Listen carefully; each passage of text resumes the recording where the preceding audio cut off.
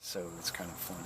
But it's kind of always my privilege to kind of do this work, okay, because I'm touching the life force of another being, you know, whether it be a tree or a plant. It's really my privilege to do the work. And that's what I really love about the work. But the first thing I had to do was work with the plant chemistry, and that's kind of like the sap of the tree. It both gets out of balance, and then it gets thick, and it's not flowing right.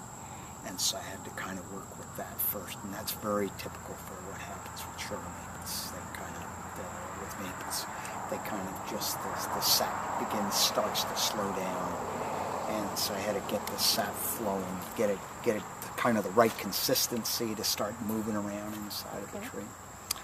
And then I had to connect that to functionality in the whole tree, okay, because the tree has many parts and functions.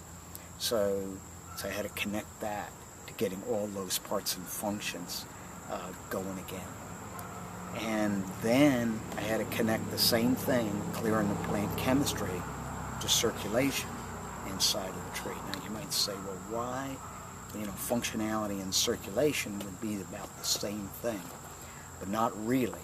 What happens is have to get the functionality going inside of the tree. Once the functionality is going, then by clearing the plant chemistry, you can also get the circulation going, and the functionality will support the circulation. Okay? Mm-hmm. But that's not the major thing that was wrong. What was wrong was, what wasn't working was, the functionality and the circulation weren't supporting photosynthesis in the leaves. So what was happening is the tree is making food in the leaves, but it's not able to, it's not making enough food for itself, okay, because you're not getting stuff up there, okay, up to the leaves, so it's not making enough food for itself. But the other thing is whatever food it is making, it can't get it moved around to where it needs to get it moved, okay? So that's where the breakdown was. So it's almost like what shut down first was the connection between the functionality and the circulation and the photosynthesis. That's what shut down. Then the circulation shut down. Then the functionality shut down. Then the plant chemistry started to get thick. So what I have to do is I got to go backwards, almost backwards, to start getting it all back going. It's a little like us. You know, you get a heart problem, then kidneys begin to shut down, liver begins to shut down, this part begins to shut down. What you got to do is you got to get all those parts going, but you really have to find out what's not, the main thing that's not operating, and then get them all tied together again. And that's what I'm doing. So in this case, it was clear the plant chemistry, get that connected to functionality. That was kind of like a kickstart, and think of it like a motorcycle kickstart. And the other kickstart was plant chemistry or circulation. Get those both kickstarted. Once I got those kickstarted, then functionality and circulation would drive photosynthesis. Photosynthesis would drive functionality and circulation. And photosynthesis is food for the tree, but it's also energy for the tree. And energy will run functionality, and energy will run circulation, okay, inside of the tree, which feeds back to, then the tree can make more food for itself, okay, and get more stuff up there and move the food around and all those things, okay?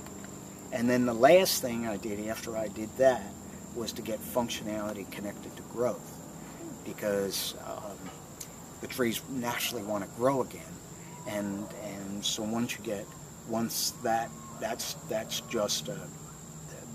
once everything starts to go again, then they want to grow again.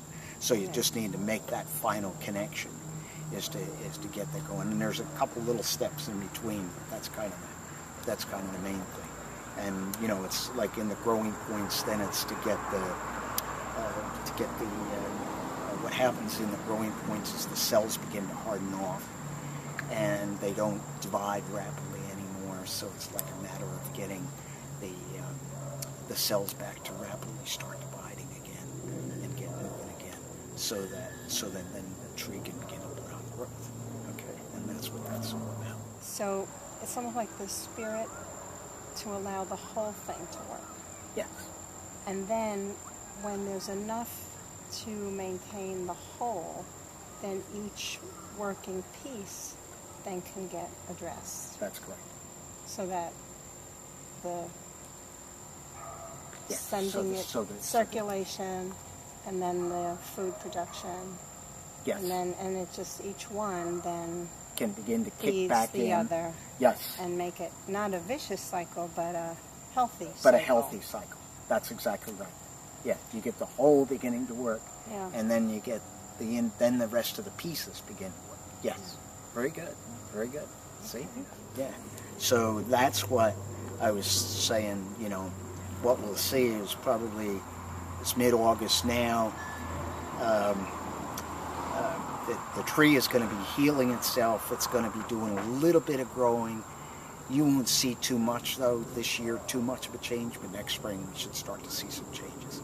Right after it begins to leaf out, it should start to fill out a little bit more. Okay. And we'll come back and treat it, let it get through the winter, and then we'll treat it again in the spring, and it'll really kick in. It'll really kick in good then, okay? Yeah. That's kind of what's going on. And, by the way, when I'm treating this maple, I'm treating all the maples on the property. It's not just this maple. Okay, so it's all the maples. And I'm asking that this maple give the treatment to the other maples, and they're all connected. But then I ask that the maples give all the treatment to all the other trees and plants too. Huh. Okay, so that everybody gets the treatment. Great. Okay, so that's what we do.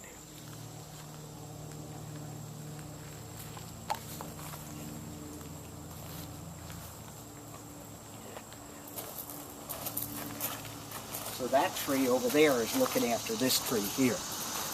Got it? Because trees operate in community. Even when they're not the same species of tree, it doesn't make any difference.